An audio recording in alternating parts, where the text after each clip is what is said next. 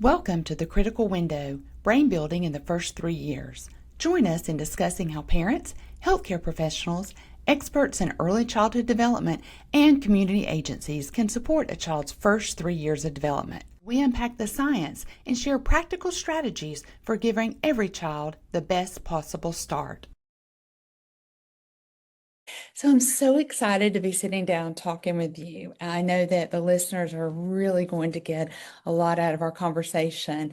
I think one of the things that if people are listening, maybe they're in their car or on a treadmill, I hope they take time to view the video part of this. So I'm excited to have you with me today, Marika Henderson. And we Yes, yes. met, gosh, a little over a year ago.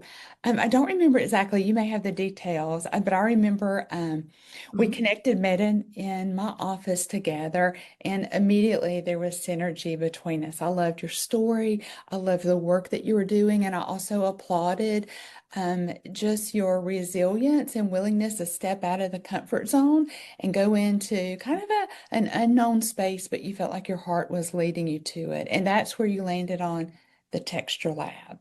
So Yes. let's talk about stepping out on, faith. We'll use that word faith, and going in a direction where you felt like you could really serve children, families, and community. So talk to us a little bit about, where you started in your public school experience, and then what led you to the texture lab, and then we'll really get into the nuts and bolts. Awesome. Well, again, thank you for having me. It was also my pleasure in meeting you. I remember exactly where we met. Okay. It was at the Pensacola Chamber, and it was a women's in business meeting, and we just connected instantly. I love what you do with Build a Brain, Mhm. and well, congratulations to also on completing your Reading Pal year. Oh, yes, thank I'm also you. a Reading Pal, so. Oh, yes. So So much fun. Yeah. yes. So faith is a great word to use. A couple years ago, I would say probably about 4 years, I prayed for purpose. And at that time, I actually was not working in pediatrics. I was working in rehab. Mhm. And I prayed for purpose. I got children are my purpose. Mhm. And I mean, looking back, it's amazing because I see all the steps, all the preparation that happened to get me where I am today. So that led me to the school system in Santa Rosa County, and I got to work with some fabulous OTs and PTs, wonderful staff. And I was in schools working with typical and atypical kids, focusing on fine motor skills, self-regulation, and just things that would prepare them to be ready to learn. And so, hence from that, Texture Lab was created with encouragement of my mother. And Texture Lab is so fun. So I don't want to take up all your of this time, No. but just get Well, okay. you mentioned OT and PT. So someone Yeah. listening who may not know that acronym, Mhm. can you tell us what OT and PT is? And I think that'll lead us into Texture Lab because I see it as a integration of both. Absolutely. Occupational therapy is OT. PT is physical therapy. So we see it in so many different settings with injuries. And I think for typically, people don't think about it as school-based Mhm. unless they've been introduced to that. So in public schools, there are OTs and PTs to help facilitate the needs of the kids in order for them to be ready to learn. And I Yes. do think, based on what I know about the Texture Lab, you actually integrate in a very multi-sensory Yes. way speech language development, occupational therapy, those life skills, physical therapy, gross and fine motor, independence. There's so many things that are accomplished out of the Texture Lab. How did you come up with the name the Texture Lab and kind of create your business plan or business concept? Question. I really would say, honestly, the fine motor part of it. To me, OT is all fine motor, and fine motor is It's everywhere. We have it as adults. We have it as kids. You know, you want to go think about being a kid and you want to touch everything. So the texture lab just kind of came from the fine motor. Mhm. And that's how it came to be. As a kid in the school systems, I worked a lot with writing and cutting, and I'll use some of those terms as well. For instance, and I'll go right into it, putting on a Barbie doll shoe. You know, being younger and not thinking about all the skills you use to put on a shoe. You Mhm. have to have the right force. You have to have bilateral coordination, which means using two sides of the body at one time, which is good for in writing, stabilizing paper and holding a pencil, or holding the paper and turning and cutting. And we use it so much. So, Texture Lab was really about touch and fine motor. So. I Yes. I love that, and you'd not shared that with me, but I love the Barbie doll example. I'm also thinking, I had two boys. I'm also thinking about some of those tiny little Lego pieces, the tiny Yes. one block. You have to be able to secure the base to be able to build and put Mhm. the tinier and connect them on top. And now that my children are older, I can step back and see that struggle is actually part of the brain growth and the independence and Yes, figuring it out. To use your words, how much force, how much tension, friction, spatial awareness to be able to do this. And absolutely. we don't, this is not about bashing screen time. However, I think we have more than ample enough research and literature support to say that's not helpful and beneficial for children, particularly under the age of 3, because with a screen, even though you may be manipulating something on an iPad or tablet with your finger, you're missing out on so many other fine motor skills, muscle memory skills, and the things that you work on in the texture lab that you can't get in a technology or app-based program. Absolutely. And speaking in the Legos, like, you know, you have the bigger blocks when you're younger, and then you have the fine Legos. Mhm. And I've noticed some kids struggle with pulling apart the Legos, not having enough hand strength. And partly to hit back on what you were saying about technology, technology is wonderful. It's made my life easy, Mhm. but it has its place. Mhm. And you know, you think about a tablet and it being touchscreen, it's more of this. It's not more of that fine and that neat Yeah. grasp that would require you to hold a pencil or a crayon.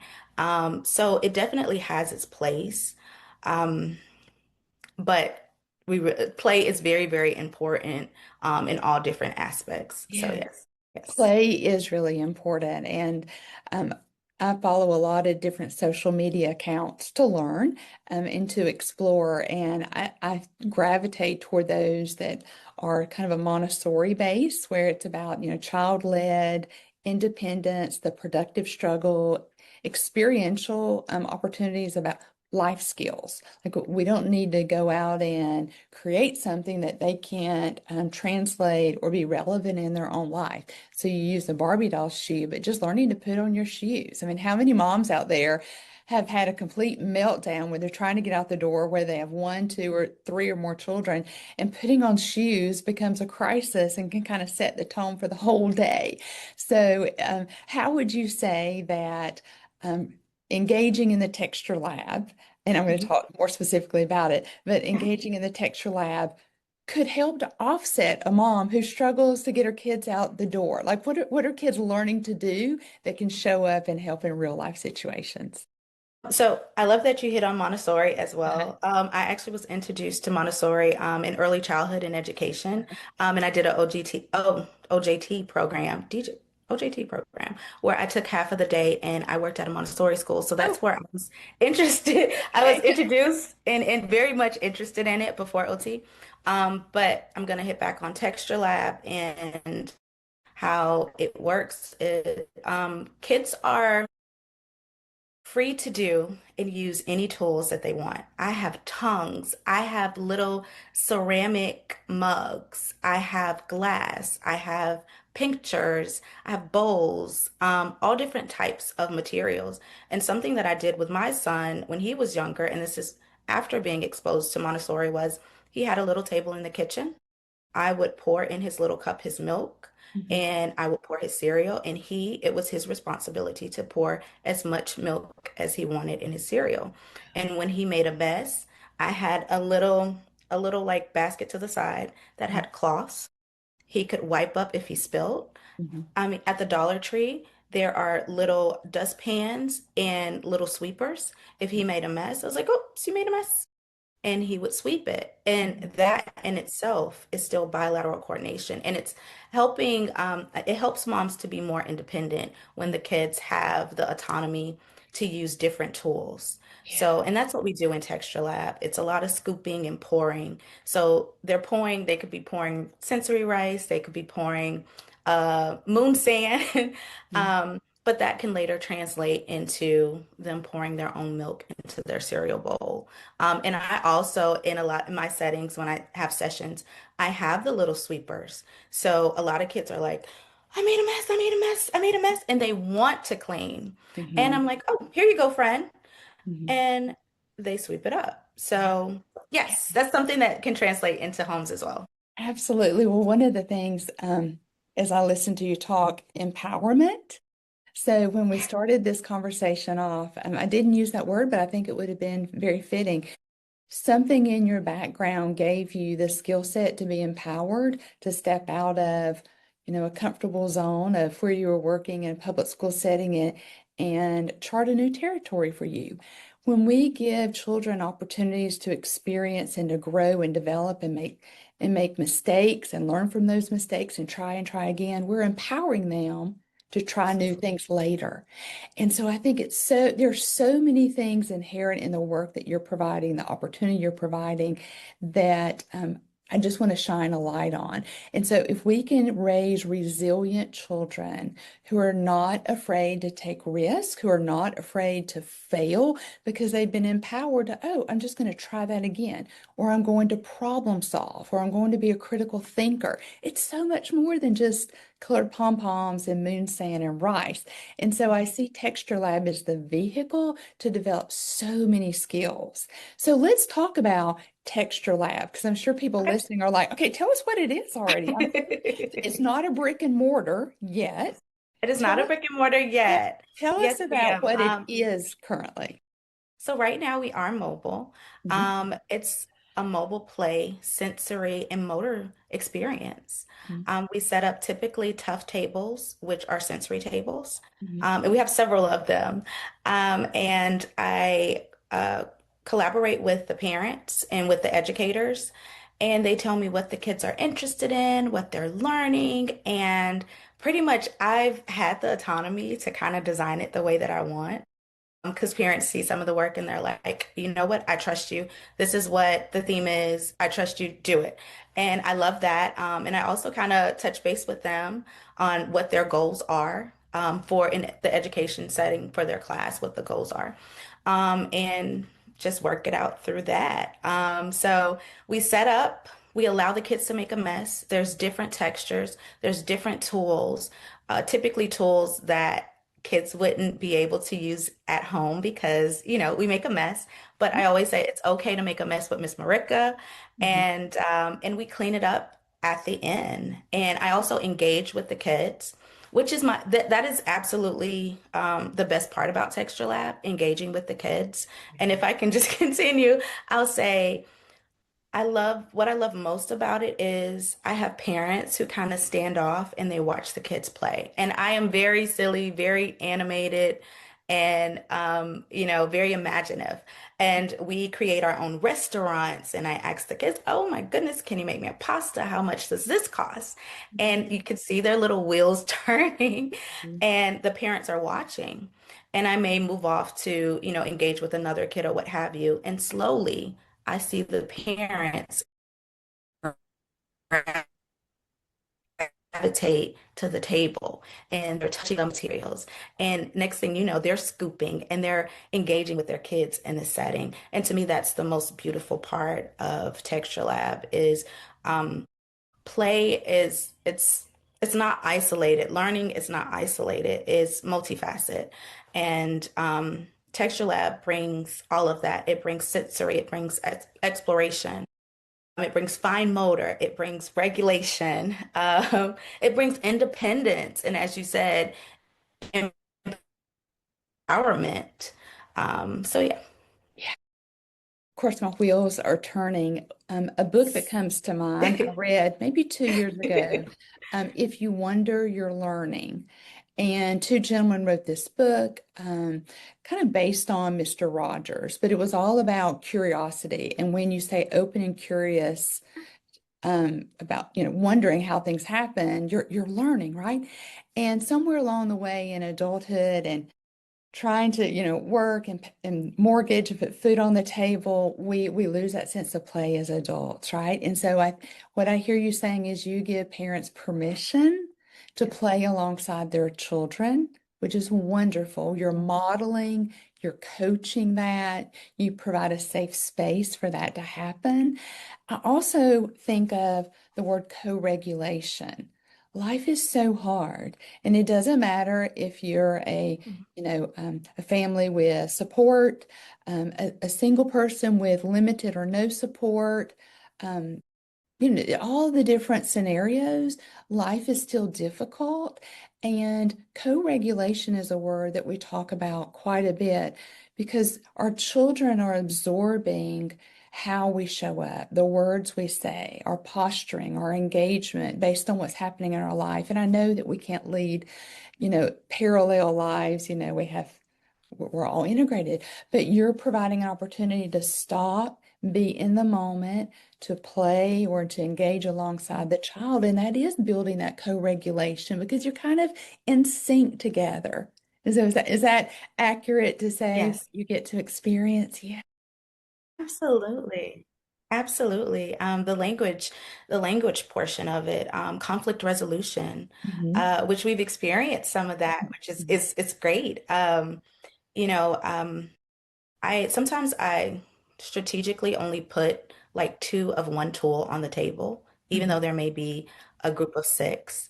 Mhm. And it's where they have to do some sharing. Mhm. You have to advocate for yourself. You have to say, ask your friend, hey, can I borrow this? And I've had so many kids to like tap me on the leg and they're like, hey, I want that. Mhm. I want this tool that they're using. And I said, your friend is using it, but I'm sure if you go and say, hey, do you mind if I use that, that they'll give it to you. Sometimes the kid will go off and do that, and sometimes, you know, they'll just stand there. And I would say, I'm sorry, I would say, would you like for me to go with you?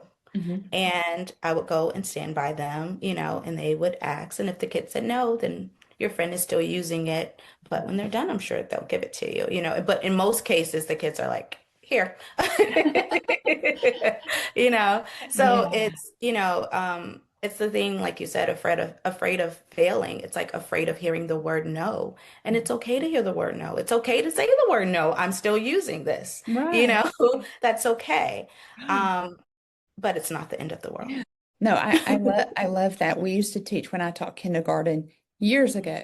We would teach social skills, which is Yes, exactly what you're providing in the context of this highly experiential environment. Social skills, how to ask for what you want, how to yes, problem solve, how to wait and take turns and share. And that's really, really important. And we all, even as adults, can learn from that. You mentioned definitely. setting up in a classroom. Talk to me about the different places where Texture Lab may show up as a pop-up. I've done pop-up at events, local events here in Pensacola, venues. Mhm. I've done community events, which I love, meeting new friends, new parents, and new kiddos. I have done a lot of birthday parties. Okay. I've done a lot of birthday parties.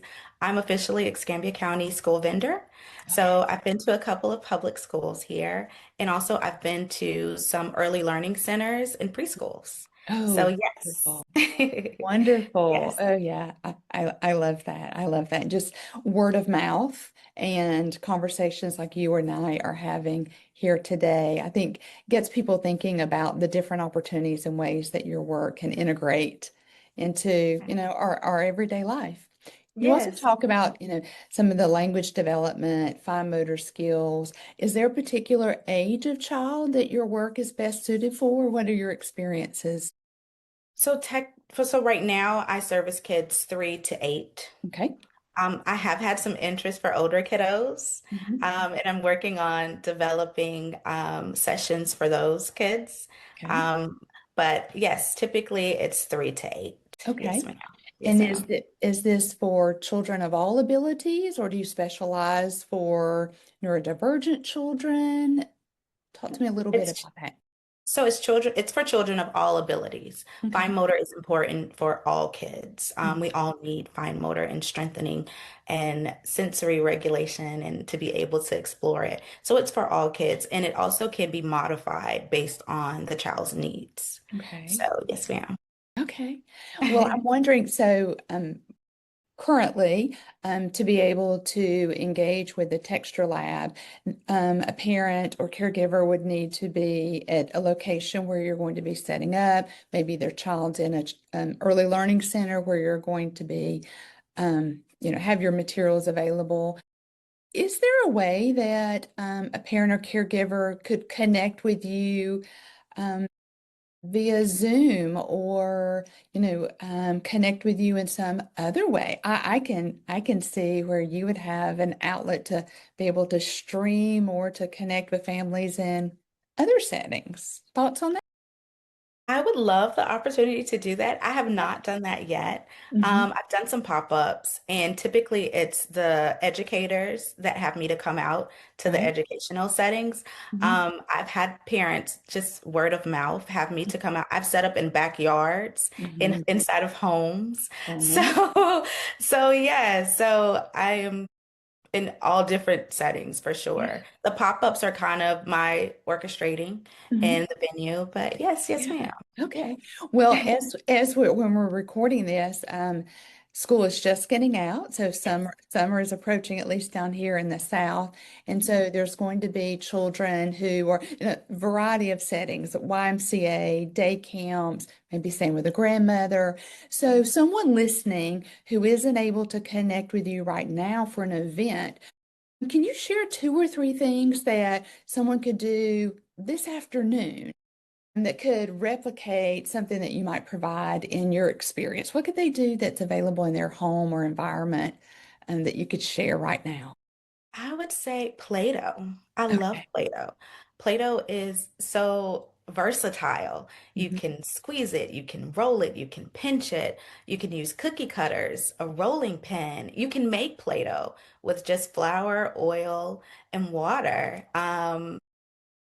Yes, I mean Okay. you can use food coloring and salt. I'm sorry, I forgot the salt. But you can use food coloring. You can make the Play-Doh with the child. Mhm. Have them stirring. So I love Play-Doh because it's so many things you can do with Play-Doh.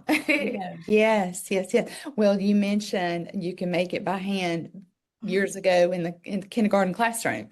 I remember making Play-Doh, and I think it calls for cream of tartar. Yes, Yes. some of it does. Some of it does though, but some of it doesn't. Okay, okay. It's I several remember. different ways. Yeah. Okay. I remember that one particular ingredient. I'm like, who has cream of tartar on hand? So I remember, back in the day when we would make it, which is really fun too. Just cooking. Yes, just Just cooking. getting in the kitchen and cooking, with your child. So many different textures. And so one just texture like soft, crunchy, hard, wet, dry, all those are vocabulary words that children need to know. You can divide the ingredients into, ingredients that are wet and dry. The list goes on and on. The measuring as they get a little bit older, Absolutely. measuring. There's Yes. so many different things they are just working alongside your child or children to engage with that focuses on those fine motor skills, the bilateral movement, all those skills that when they go on to school, whether that's public, private, or even homeschooled, they're going to need to have command over and developed those skills in order to be successful for the rigor that they'll need in school. So I love that idea Yes. about Play-Doh. And also, allowing children to make a mess, but helping them to solve that problem or clean up that mess is equally as important as the making of mess. Would you agree? Absolutely. Save yourself some time Yeah. as a parent. And um, they love to help. They love to to copy. They love to model like whatever you do. And so I'm telling you, go to your local dollar store Hmm. and get a dustpan with a little brush. I'm telling you, you would have the best helper. They'll be all around sweeping up. And I mean, and also I would like to add like another thing to do is to get a little plastic clear spray bottle, put Hmm. some water in it, Oh, and just let them squeeze. Let them pull that little trigger handle and squeeze and wipe. This is still bilateral coordination. oh, And they're I love cleaning. that. How fun. Well, already I'm imagining, again, going through the summer, and sometimes those days get really long, especially depending on the number of children that you're caring for. So maybe having a bin, or a container where you have, maybe 10 different things, but today they get to pick one thing out of the container. And today we're going to work on pulling those spray bottles, Right, yeah. right. Bubbles. Bubbles are a Absolutely. fun thing. The Play-Doh, and you don't have to get them all out at once. Like just No. focus on one thing. Yeah. Yes, and just being the manager of that and allowing them to pick which would you like to Mhm. choose, Mhm. giving that autonomy to choose, Yeah. and then they pick, and you can say, you can just pick one item, you don't Mhm. have to grab them all, Right. but it allows them to make choices, and they Mhm. may choose the same thing over and over again because that's what they really like. Yeah. But yes, allowing them to do that, I think that's a fantastic idea to get a bin of goodies. Um, and in Montessori, we would call it work. Okay. Yes. We Yes. would call it work, right? Yeah. But to them, it's play. But Yeah. it's so much learning that takes place in that. So, yes, yes. Well, I asked you earlier about children of all abilities and ages. So around 3 to 8 is where you're specializing right now. Have you had experiences with children who may have some texture sensitivities, maybe some less control of language, maybe even nonverbal? Have you had any experience with children who may need more supports? And if so, what has that experience been like? I have had that experience in the school setting, Mhm. um, as well as in some of the community events. I was just at an autism resource Mhm. event at Essentia. Yes. Um, and so it was wonderful to be at, but I had a child who was nonverbal, and his mom came and he played alongside kids who were verbal, Mhm. no problem at all. There was sharing, you Uh, know. His language is just different. Everyone doesn't use their voice to speak. mhm. And so that doesn't mean that they can't be a part of the play. Yeah. Yeah. So, yes. Yes. Yes. I love the inclusivity of Yes. what you provide. So we often say in education to meet children where they are, right? And there's a quote, and I may not get it completely accurate, but if a flower is not thriving and blooming, we don't change the flower, we change the environment. And Absolutely. so I love the environment that you're providing for families in the Pensacola, Escambia County area. I can't wait until you have your first brick and mortar, and then we begin to franchise.